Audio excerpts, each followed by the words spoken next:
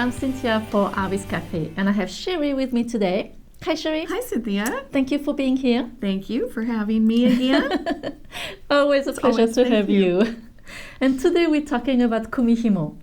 So Kumihimo has been very popular and it's still popular. It is. Yes, and we find some new ways to doing Kumihimo. For you who don't know what Kumihimo is those beaded cord design. And to do this, you need those discs. So we have a small one here or a big one here, and you have numbers here. And you use also some thread or some cord, and you use those little bobbins, so they open very easily like that.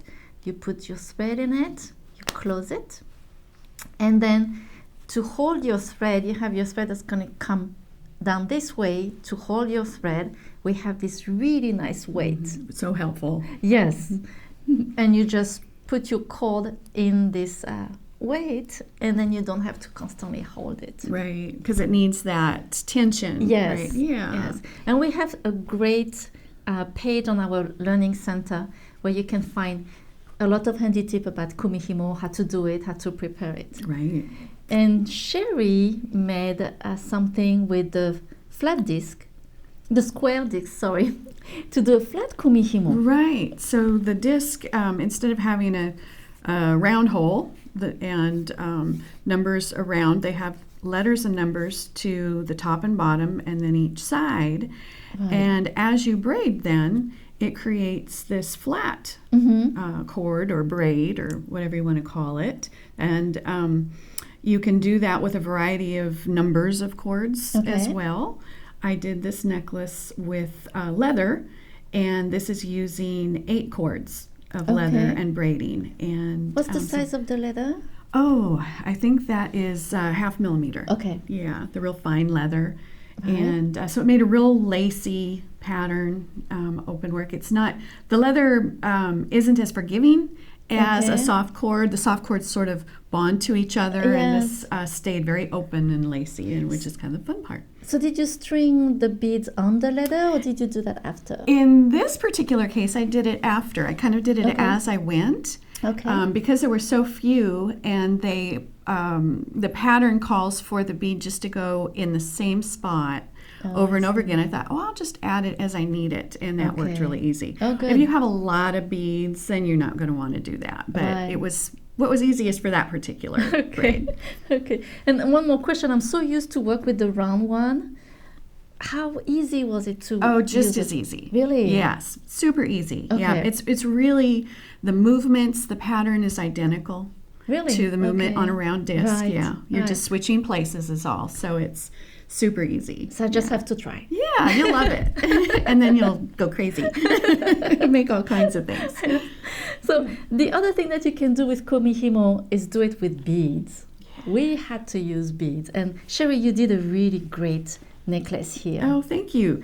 Did just seed beads for the initial part, and then the dragon scale beads for the frilly fun part, and then seed beads again. So it's just a matter of stringing the beads on the stringing cord in the pattern for the pattern that you need. And which string did you use for this? You didn't use... I think I used Fireline. Okay. Yeah.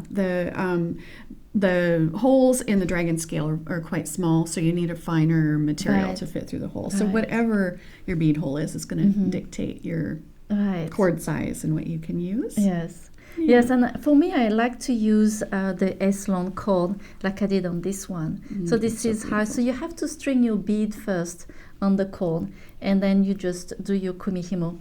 And went crazy with beads. Yay. Don't we love that? In this one, what I like is I did the Kumihimo, very small part, but then I just sew on those little embellishments. So they were made after when I was finished. I love the flowers on it. Oh, thank you. This I love with the magatama. You have to put the magatama all in the same order. So that's a little tricky. You have to make sure they're all in the all same facing way. in the same direction? Yes. Okay. Otherwise, they're going to be very different. Okay. Here I used one of our Artbeads designer blend, the Swarovski blend, and I wanted to do like a ombre That's look. beautiful. And, play Very with rich. it at the end. I did some charm to make it fun. So pretty with the copper.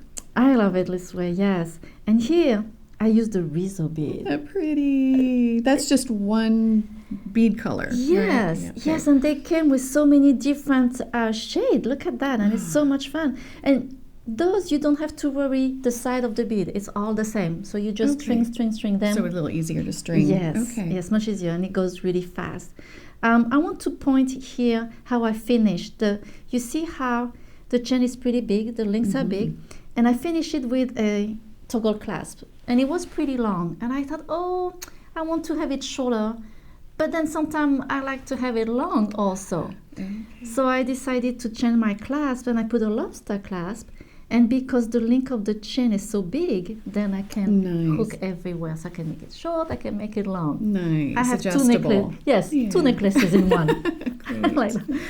This is the last project that I made. And I used some rock chips. Love the way that turned out. Yeah. Yes.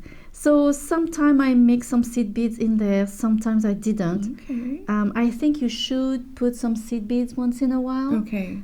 Because otherwise it's too compact, and I'm not sure that the rocks will lay. Kind of flex or move. Yes. Okay. Yes.